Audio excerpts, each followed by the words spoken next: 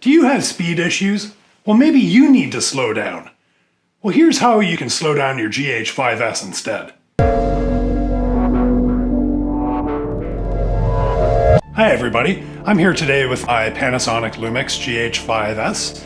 I've only had it for a couple weeks now, and I'm thoroughly enjoying it. Some of my favorite features are the slow motion features. I absolutely love the 240 frames per second, and I have some good examples I can show you of that.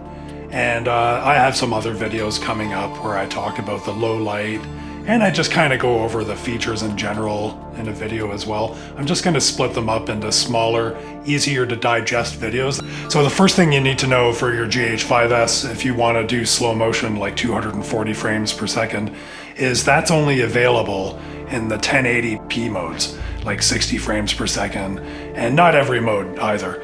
I think it's only the 8-bit. And so that's actually called the VFR, the variable frame rate mode. You have to make sure when you go to choose which format you're going to record in, like whether it's 1080p 24 frames, as long as it's 1080p, you can't do it in 4K.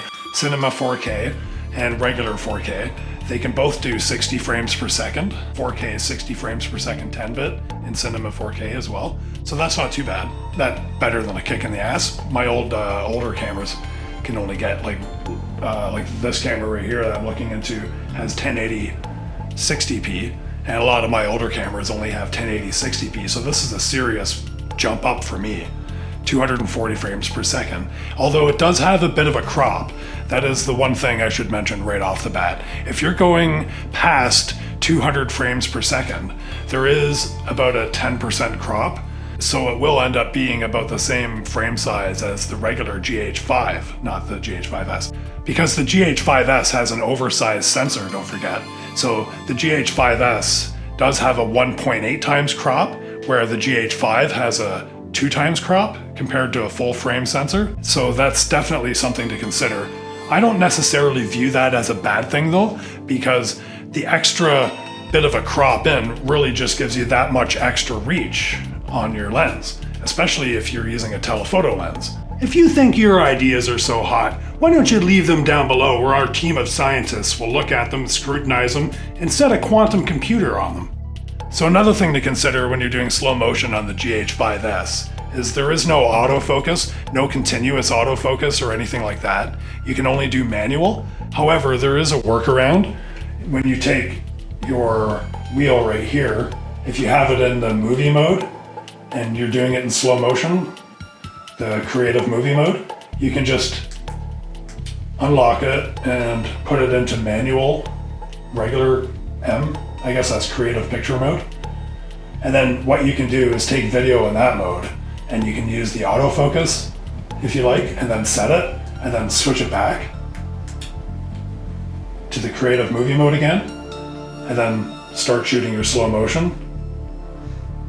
So all you have to do is set your focus in the manual creative mode for picture or whatever, and then put it back into the creative movie mode once you have your focus set. So if you have any comments about any of your experiences with any of these features, leave those down below and I'll try to respond as soon as I can. So a great thing to consider about the slow motion too is if you're using the full 240 frames per second, a 2-second shot can turn into 20 seconds, which is pretty amazing. I love that feature. You can really take little incidental B-roll things and really stretch it out if that's what you're shooting in. So that's about all there is to it really for slow motion video. It's not really that tricky. If you're having any problems getting into it, you might want to try resetting your camera and putting it back to the factory defaults.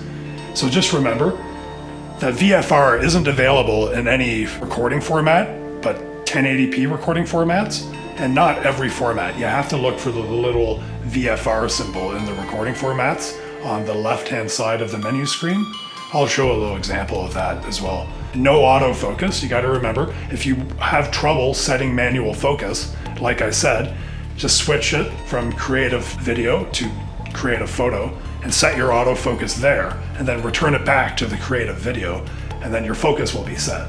And the last thing to remember is that it crops in a little when you go past 200 frames per second. I think it's actually 192 frames per second to be technical, but I'm not sure it gives you that exact frame rate around there anyway. So just remember, past 200 frames per second, basically, you're going to get a bit of a crop, which will end up being about as wide as a regular Micro Four Thirds camera, which isn't so bad, because this has a slightly wider crop, you have to remember.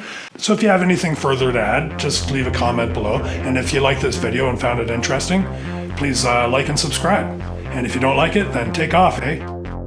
If you found this video to be helpful and engaging content, why don't you leave your comments down below where they belong? Also, like and subscribe, because that way I'll go far.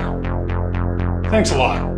Blah, blah, blah, blah, blah, blah, blah. Hi, I'm a blah blah blah blah blah. Do you blah blah blah blah? Well then blah blah blah blah blah. Blah blah blah. That's not what I wanted to say at all.